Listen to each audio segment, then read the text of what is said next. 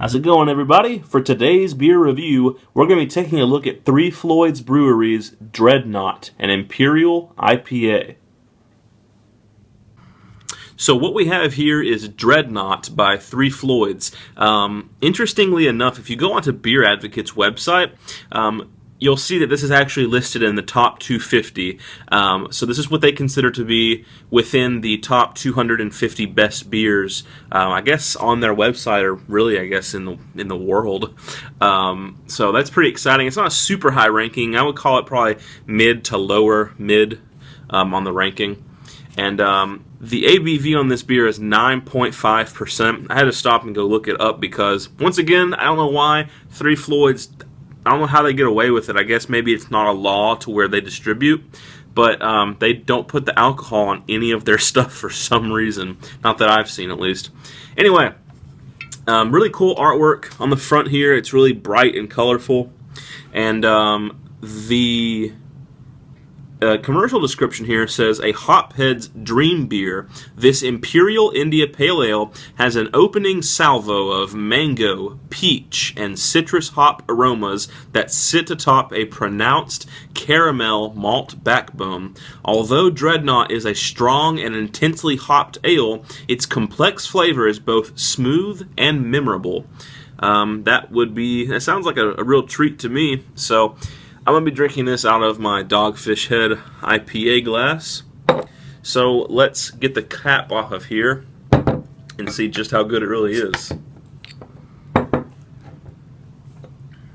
Alright, straight out of the bottle, the color, very, very hazy, milky, kind of an unfiltered. I'm going to pour this down the center now to see what kind of head we can generate here. It has decent head potential for the alcohol being so high. There's not that many bubbles streaming up, which is to be expected. And the bubbles aren't that huge, but it's probably not going to stick around for very long since the alcohol is so high on this. The color, it's very, it looks unfiltered. And I wouldn't say it's a chill haze. It just looks very unfiltered. It's very foggy, hazy. The color on it isn't too terribly pleasing to the eye. It's kind of like a golden honey color, with the haziness gives it sort of a strange look. It's hard to tell on camera. The smell,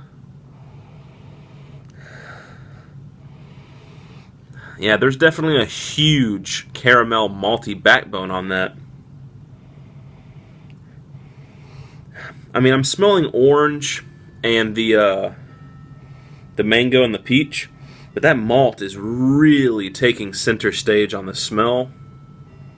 And this is quite a fresh bottle, too. It says it was brewed on, or I guess bottled on,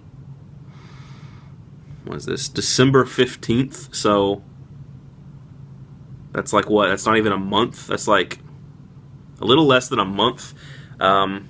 It's usually hard to find beer much fresher than that unless you're getting it straight off to the trucks or from the brewery. So, I mean, it's a good smell, don't get me wrong, but it just smells like what most people would call this as being a malt bomb, like a beer that has just been, you know, sitting, like an IPA that's been sitting for too long. But yeah, it's full frontal caramel malts. Little touches of mango, peach, orange, and hops. Yeah, super malty and caramelly. So let's give it a taste and see how it is.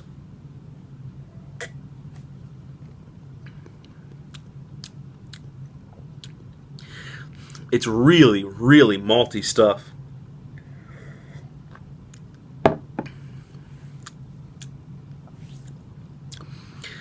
It's very sweet up front, almost to like a cloyingly sweet level.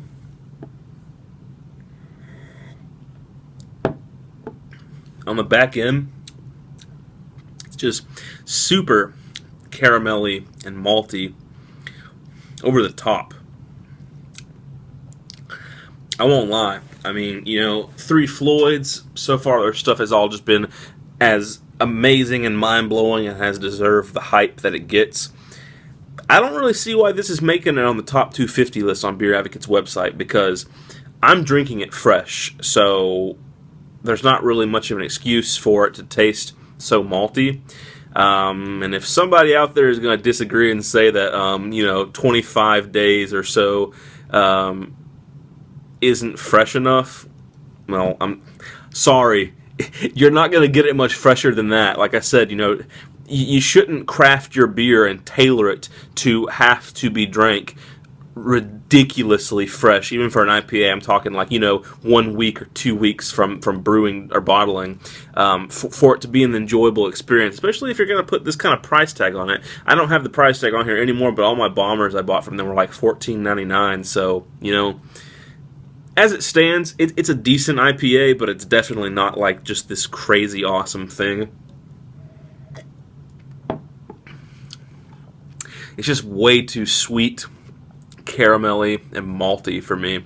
I mean, if you want my honest opinion on it, it tastes like an Imperial IPA that's gone bad. That's what it reminds me of. So there's going to be people out there who like this. If you like those IPAs that are really, really sweet and have a lot of that caramel and malt to them, like some do, you'll probably enjoy this. But for me, it's not doing it. I would give this a very middle of the road rating. I'd probably rate this like a 6.3 out of 10. For me, I would give it like a 63 out of 100 in the style and like a 58 overall. I mean, it's really not doing me any favors at all. I'm going to be hard pressed to finish this entire bottle because it is just cloyingly sweet, cloyingly caramelly, and just over the top malty. And quite frankly, it's like it's drinking like I don't even know what, like if you took those like orange gummy candies and just like melted them down with a little bit of like orange triple sec liquor thrown in there. Just this over the top, just sugary, alcohol-y, orangey kind of thing. That's what I'm getting from this. So I'm not really digging it, but maybe if you can try it even fresher than that, then give it a go. But that has been my review of 3 Floyd's Dreadnaught Imperial IPA. Hope you guys enjoyed the beer review as always, and stay tuned for the next one.